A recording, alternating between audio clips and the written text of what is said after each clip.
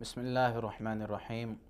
لك ربي الحمد أولا وآخرا، لك ربي الحمد ظاهرا وباطنا، لك ربنا المحامد كلها تترى، لك ربنا المحامد سرا وجهرا. أشهد أن لا إله إلا الله وحده لا شريك له العلي قدرا وقهرا، وأشهد أن محمدا عبده ورسوله العلي ذكرا صلى الله عليه وسلم تسلیما کثیرا. اما بعد.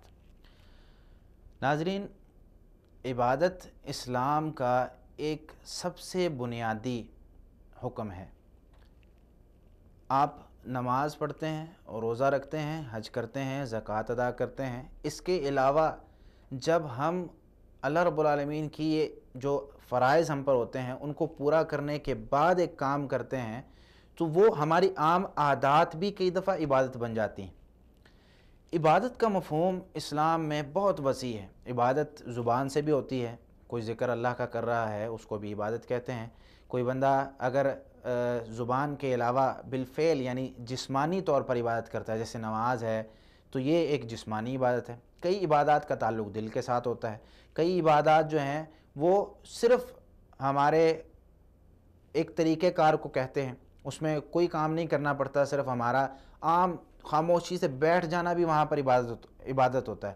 نہ وہاں پر ہم اپنا دماغ استعمال کر رہے ہوتے ہیں، نہ اپنا جو ہے وہ جسم استعمال کر رہے ہوتے ہیں. صرف عام کہیں پر بیٹھ جانا بھی کئی دفعہ ہمارا عبادت بن جاتا ہے. اللہ رب العالمین نے سورۃ الانعام میں آیت 162 اور 163 میں نبی کریم صلی اللہ علیہ وسلم کا ایک قول ذکر کرتے ہوئے، یعنی آپ صلی اللہ علیہ وسلم جو کہا کرتے تھے اور آپ صلی اللہ علیہ وسلم کو اللہ رب العالمین نے جس چیز کا حکم دیا تھا وہ یہ تھا، قل ان صلاتی و نسوکی و محیای و مماتی للہ رب العالمین لا شریک لہ وبذلک امرت وانا اول المسلمین. سورۃ الانعام میں اللہ رب العالمین فرماتے ہیں کہ آپ کہہ دیجئے بے شک میری نماز، میری قربانی، میرا زندہ رہنا اور میرا مرنا صرف اللہ رب العالمین کے لیے ہے. لا شریک لہ، اس کا کوئی شریک نہیں ہے، اور اسی کا مجھے حکم دیا گیا ہے. وانا اول المسلمین، اور سب سے پہلا تسلیم کرنے والا میں ہوں، سب سے پہلا مسلمان میں ہوں. اس آیت میں اللہ رب العالمین نے نماز، قربانی، زندہ رہنا، مرنا، ذکر تو ان چار چیزوں کا کیا ہے، لیکن یہ ایک پوری زندگی کو گھیر لیتا ہے. زندہ رہنا، مرنا یعنی شروع سے لے کر آخر تک ہر چیز، چاہے وہ نماز ہے، چاہے وہ قربانی ہے. دو چیزوں کی مثال دے دی، باقی چیزوں کی مثال نہیں دی. کوئی بھی چیز ہے وہ اللہ رب العالمین کے لیے ہوتی. اللہ رب العالمین فرماتے ہیں سورۃ الذاریات میں آیت 56 میں، وما خلقت الجن والانس الا لیعبدون، میں نے جنوں اور انسانوں کو صرف اس لیے پیدا کیا کہ وہ میری عبادت کریں. نبی کریم صلی اللہ علیہ وسلم بلکہ اس سے پہلے جو انسان یا جن ہوتے ہیں، یہ دو مخلوقات ایسی ہیں جن کو عبادت کا حکم دیا گیا، اور ان کے عبادت کرنے میں ارادہ وہ ایک ضروری چیز ہوتی ہے. یعنی انسان جب چاہتا ہے تو وہ عبادت کرتا ہے، جب وہ نہیں چاہتا تو وہ عبادت نہیں کرتا. اللہ رب العالمین ان پر اللہ رب العالمین نے اس میں خواہشات رکھی ہیں. یہ چیزوں کو سمجھتا بھی ہے، اس کے مطابق ان کو حل بھی کرتا ہے. یہ ارادہ انسان میں ہے، لیکن اس کے علاوہ جانوروں میں، فرشتوں میں اس ارادے میں یہ ارادہ نہیں ہے. باقی ہر چیز اللہ کی عبادت کرتی ہے. کوئی چیز اللہ رب العالمین کی عبادت ایسے کرتی ہے کہ ہمیں نظر آتی ہے، کوئی چیز ایسے کرتی ہے کہ ہمیں نظر نہیں آتی. جس طرح کہ مثال کے طور پر اللہ رب العالمین نے انسان کے ارادے کا ذکر کرتے ہوئے فرمایا کہ انسان کبھی کبھی تکبر بھی کر لیتا ہے.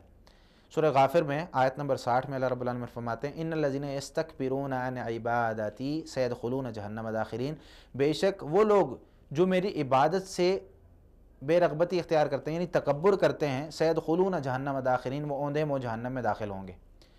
اب انسان اللہ رب العالمین کی عبادت سے وہ غفلت برت سکتا ہے. کیوں؟ اس کو اپنا ارادہ اس کا شامل ہوتا ہے کہ چاہے تو عبادت کرے، چاہے تو نہ کرے.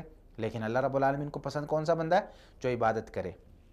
فرشتوں کے بارے میں اللہ رب العالمین فرماتے ہیں سورۃ الاعراف آیت نمبر 206، ان الذین عند ربک لا یستکبرون عن عبادتی ویسبحونہ ولہ یسجدون، بے شک وہ مخلوق، وہ لوگ جو آپ کے رب کے پاس ہیں وہ کبھی تکبر بھی نہیں کرتے اللہ کی عبادت سے، اور اللہ کی ہمیشہ تسبیح بیان کرتے ہیں، ولہ یسجدون، اور صرف اسی کو سجدہ کرتے ہیں.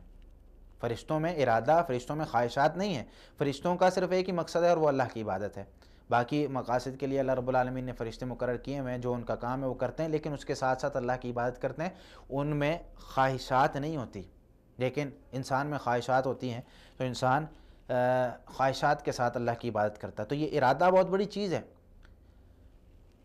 کئی دفعہ ایسا ہوتا ہے کہ ہماری عام عادات بھی عبادت بن جاتی ہیں، اللہ رب العالمین کو اگر ہم پسند آ جائیں تو ہماری عام عادات بھی عبادت بن جاتی ہیں۔ مثال کے طور پر ایک حدیث ہے، صحیح مسلم میں جلد 2 ہے، صفحہ 697 ہے، جس میں آپ صلی اللہ علیہ وسلم نے ارشاد فرمایا کہ جب تم میں سے کوئی اپنی بیوی کے پاس جاتا ہے، اس سے اپنی حاجت پوری کرتا ہے، تو اس میں بھی اس کے لیے اجر ہوتا ہے۔ یہ اس کے لیے صدقہ، جس طرح انسان صدقہ کرتا ہے، یہ صدقے کے برابر ہوتا ہے۔ صحابہ کرام حیرانگی سے پوچھنے لگے، حیرانی سے پوچھتے ہیں کہ ہم میں سے کوئی اپنی بیوی کے پاس جاتا ہے، اس سے اپنی حاجت پوری کرتا ہے، اس میں بھی اجر ہے؟ آپ صلی اللہ علیہ وسلم فرماتے ہیں کہ ارائیتم لو وضعها فی حرام اکان علیہ فیہا وزر، کہ تمہارا کیا خیال ہے اگر یہی بندہ گناہ کرتا، جا کے غلط جگہ اپنے جو ہے وہ اپنی جو ہے اس کو استعمال کرتا اپنی طاقت کو، تو وہاں پر کیا اس کو گناہ ملنا تھا کہ نہیں ملنا تھا؟ صحابہ کرام کہتے ہیں جی ہاں ملنا تھا۔ تو آپ سے فرمایا جب حلال کام کرتا ہے تو اس کو اجر ملتا ہے، یہ بھی عبادت بن جاتی ہے جب اس کے پاس یہ ذریعہ موجود ہو۔ عبادت ایک بہت وسیع چیز ہے، اس میں توکل بھی آتا ہے، اس میں خوف بھی آتا ہے، اس میں طمع بھی آتا ہے، اس میں نماز روزہ حج زکوٰۃ بھی آتی ہیں، بہت سی چیزیں۔ لیکن آج تک ہم نے عبادت کا مفہوم نہیں سمجھا کہ عبادت کرنی کس طریقے سے، اس کا ایک بنیادی شرط کیا ہے۔ 6 بنیادی شرطیں ہوتی ہیں عبادت کی، 6 بنیادی شروط ہوتی ہیں جن کے بغیر عبادت مکمل نہیں ہو سکتی۔ پہلی شرط، عبادت ہمیشہ توقیفی ہوتی ہے۔ توقیفی کا مطلب کیا ہے؟ اللہ رب العالمین کی طرف سے نازل ہوتی ہے، اللہ رب العالمین ہمیں اس چیز کا حکم دیتے ہیں، اگر وہ کام ہم اپنی طرف سے کر لیں گے اور اس کو عبادت سمجھیں گے، وہ عبادت نہیں ہوگا، اس کا اجر نہیں ملے گا بلکہ گناہ ملے گا۔ مثال کے طور پہ فجر کی 2 سنتیں، 2 فرض ہیں۔ اب یہ نبی کریم صلی اللہ علیہ وسلم کی طرف سے ہمیں ملا، اسلام نے ہمیں یہ چیز دی ہے کہ بھئی صبح اٹھنا ہے، 2 سنتیں پڑھنی ہے، وضو کرنا ہے اس سے پہلے ہر چیز، لیکن فجر کی نماز 2 سنتیں اور 2 فرض پڑھنے ہیں۔ ایک شخص کہتا ہے نہیں بھئی سجدہ زیادہ ہے، رکوع زیادہ ہے، قیام زیادہ ہے، میں 1 رکعت بڑھا لیتا ہوں، فجر کی 3 سنتیں پڑھتا ہوں۔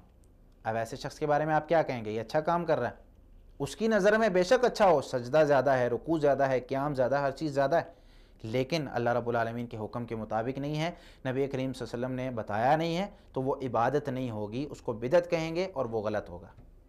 تو پہلی شرط کیا ہے؟ عبادت توقیفی ہوتی ہے۔ اس کی دلیل کیا ہے؟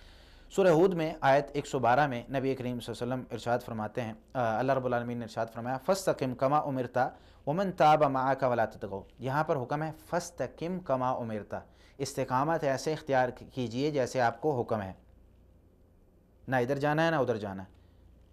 6 شرطیں بیان کرنے کے بعد انشاءاللہ میں سب کی جو ایک اجتماعی شکل ہے، اجتماعی دلیل ہے، وہ انشاءاللہ ذکر کر دوں گا۔ یہ ایک بنیادی چھوٹی چھوٹی دلیلیں۔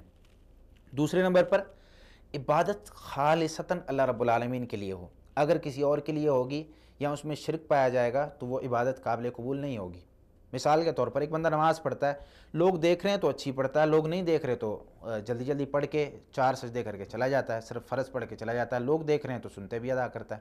یہ عبادت پھر اللہ رب العالمین کے لیے نہیں ہے، یہ لوگوں کے لیے۔ دوست دیکھ رہے ہیں، کوئی مانگنے والا آیا اس کو 100 روپے نکال کے دے دیا، دوست نہیں ہے کچھ بھی نہیں دیتا، صرف دوستوں کے سامنے دیتا ہے، اور اس وجہ سے دیتا ہے کہ لوگ مجھے جو ہے وہ کہیں کہ ماشاءاللہ بڑا سخی ہے، ماشاءاللہ بڑا جو ہے وہ کام کرنے والا ہے، بڑا نمازیں پڑھنے والا ہے، بڑے روزے تہجدیں پڑھنے والا ہے۔ یہ چیز اگر لوگوں کے لیے ہوگی تو لوگوں سے اس کا اجر لیں، اللہ رب العالمین سے اس کا اجر نہیں ملتا۔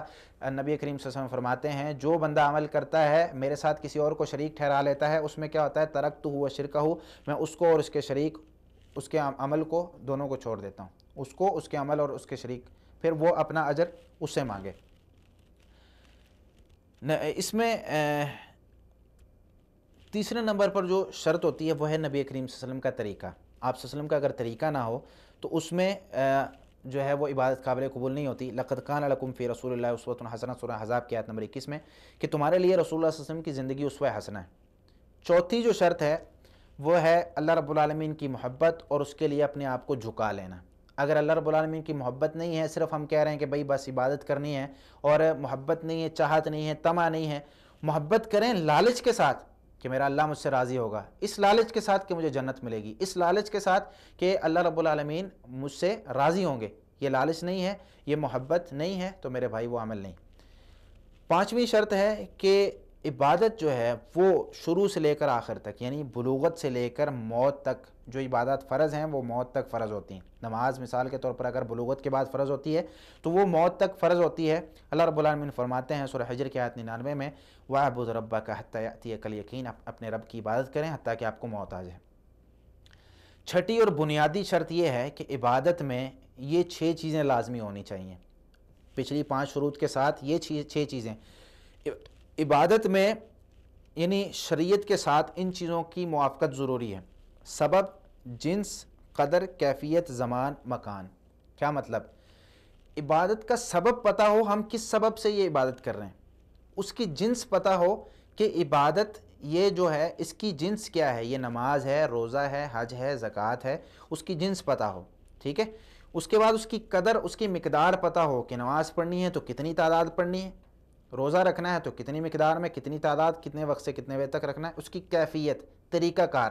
نماز 4 رکعتیں پڑھنی ہے تو کتنی، یعنی اس کی کیفیت کیا ہونی چاہیے، رکوع کرنا ہے، سجدہ کرنا ہے کہ کھڑے رہنا ہے کہ سجدے میں گرے رہنا ہے کہ لیٹ کے پڑھنی، کیسے پڑھنی، اس کی کیفیت بھی شریعت بتاتی ہے۔ اس کا زمانہ، یعنی اس کا وقت، وہ چاہے زمانہ ہو چاہے اس کی جگہ ہو، یہ بھی شریعت بتاتی ہے۔ مثال کے طور پر وقت کا مطلب کہ اسلام نے ہمیں بتایا کہ ظہر کا وقت زوال کے بعد شروع ہوتا ہے۔ اب کوئی 12 بجے یا 11 بجے ظہر کی نماز پڑھ لے، سورج ابھی سر پہ آیا نہیں، اس سے پہلے ہی پڑھ لے، اس کی ظہر کی نماز نہیں ہوتی۔ اسی طرح مکان، جگہ بھی بتائی گئی ہوتی ہے۔ مثال کے طور پر اب کوئی کہے کہ بھئی میں حج جو ہے وہ پاکستان میں کر لوں یا میں ہندوستان میں حج کر لوں، میرا حج ہو جائے گا، حج نہیں ہوگا۔ یہ 6 چیزوں کی موافقت ضروری ہے۔ اس کی ایک مثال دیتا ہوں۔ صحیح بخاری میں 5063 نمبر حدیث ہے، انس بن مالک رضی اللہ تعالیٰ عنہ فرماتے ہیں، 3 صحابہ کرام نبی صلی اللہ علیہ وسلم کے گھر آتے ہیں۔ آپ صلی اللہ علیہ وسلم گھر میں موجود نہیں ہیں، روایت کا مفہوم ہے آپ صلی اللہ علیہ وسلم گھر میں موجود نہیں ہیں۔ امی جان سیدہ عائشہ صدیقہ رضی اللہ تعالیٰ عنہ سے پوچھتے ہیں کہ آپ صلی اللہ علیہ وسلم عبادت کیسے کرتے ہیں؟ بتایا جاتا ہے کہ آپ صلی اللہ علیہ وسلم یوں عبادت کرتے ہیں، نماز پڑھتے ہیں، روزہ رکھتے ہیں، حج یعنی جو عبادات آپ صلی اللہ علیہ وسلم کرتے تھے وہ بتا دی جاتی ہیں۔ اب وہ کیا کرتے ہیں کہ جب انہیں بتایا جاتا ہے کہ آپ صلی اللہ علیہ وسلم اتنی عبادت کرتے ہیں، وہ کہنے لگے کہ اتنی زیادہ عبادت آپ صلی اللہ علیہ وسلم کرتے ہیں۔ اپنی عبادت کو انہوں نے کم سمجھ لیا اور کہنے لگے وَأَيْنَ نَحْنُ مِنَ النَّبِيِّ صلی اللہ علیہ وسلم، آپ صلی اللہ علیہ وسلم کا اتنا مقام ہے، اگلے پچھلے سارے گناہ معاف ہو گئے ہیں، پھر بھی آپ صلی اللہ علیہ وسلم اتنی عبادت کرتے ہیں، حتیٰ کہ آپ صلی اللہ علیہ وسلم تہجد اتنی پڑھتے ہیں کہ پاؤں آپ صلی اللہ علیہ وسلم کے سوج جاتے ہیں۔ تو یہ وہ لوگ، انہوں نے آپ صلی اللہ علیہ وسلم کی عبادت کو بہت زیادہ سمجھا، اپنی عبادت کو بہت کم سمجھا۔ آپ صلی اللہ علیہ وسلم واپس آئے، پتہ چلا کہ اس طریقے سے لوگ آئے تھے۔ ان لوگوں نے وہاں پر کھڑے ہو کر قسمیں اٹھا لی۔ ایک کہنے لگا اللہ کی قسم میں کبھی شادی نہیں کروں گا، دوسرا کہنے لگا اللہ کی قسم میں روزانہ رات کو تہجد پڑھا کروں گا، کبھی سوؤں گا نہیں پوری رات، تیسرا کہنے لگا اللہ کی قسم میں روزانہ نفلی روزہ رکھا کروں گا، کبھی نفلی روزہ چھوڑوں گا نہیں۔ آپ صلی اللہ علیہ وسلم آئے، جا کے پوچھا کہ بھئی تم لوگوں نے یہ باتیں کہی ہیں؟ انہوں نے کہا جی ہاں۔ آپ صلی اللہ علیہ وسلم کیا فرمانے لگے؟ بھئی میں شادیاں بھی کی ہوئی ہیں، میں رات کو سوتا بھی ہوں اور رات کو تہجد بھی پڑھتا ہوں، روزانہ رات کو نہیں پڑھتا، کبھی چھوڑ بھی دیتا ہوں۔ اور آپ صلی اللہ علیہ وسلم نے ساتھ یہ فرمایا کہ میں کبھی نفلی روزہ رکھتا ہوں، کبھی چھوڑ دیتا ہوں۔ آگے جو جملہ ہے وہ یاد کرنے والا ہے۔ آپ صلی اللہ علیہ وسلم نے فرمایا فمن رغب عن سنتی فلیس منی، جس نے میری سنت اور میرے طریقے سے اعراض کیا اس کا مجھ سے کوئی تعلق نہیں۔ عمل کرنے والے صحابہ کرام تھے، شہر مدینہ تھا، طریقہ آپ صلی اللہ علیہ وسلم کا تھا، صرف تھوڑی سی چیز میں فرق تھا اور وہ تھا کہ آپ صلی اللہ علیہ وسلم کی طریقے کے مطابق نہیں تھا۔ یہ ساری جو شرطیں بیان ہوئی ہیں ان کے مطابق نہیں تھا۔ عبادت وہ اپنی طرف سے کرنے لگ گئے، اس کی تعداد انہوں نے بڑھا دی، ان کی جنس کیفیت کچھ چیزیں انہوں نے بڑھا دی۔ آپ صلی اللہ علیہ وسلم نے اس عبادت کو کہہ دیا فمن رغب عن سنتی فلیس منی، جس نے ہمارے طریقے سے، جس نے میرے طریقے سے اعراض کیا اس کا مجھ سے کوئی تعلق نہیں، ہماری یہ عبادت نہیں۔ تو اس عبادت کو نبی کریم صلی اللہ علیہ وسلم کے طریقے کے مطابق جو بھی عبادت سمجھیں، جو بھی عبادت کرنا چاہیں، پہلے پوچھیں کہ آپ صلی اللہ علیہ وسلم یہ کرتے تھے، کیسے کرتے تھے، وقت کیا ہے، جنس کیا ہے، کیفیت کیا ہے، اس کے کس جگہ کرنی ہے، کیسے کرنی ہے، سارا پوچھ کر پھر عبادت کریں، پھر اس کا مزہ بھی آتا ہے اور اللہ رب العالمین راضی بھی ہوتا ہے۔ اللہ رب العالمین ہمیں صحیح معنوں میں جو عبادت کا مفہوم ہے اس کو سمجھ کر عبادت کرنے کی توفیق عطا فرمائے۔ وما علیہ الا البلاغ المبین۔ جزاکم اللہ خیرا۔ السلام علیکم ورحمۃ اللہ وبرکاتہ۔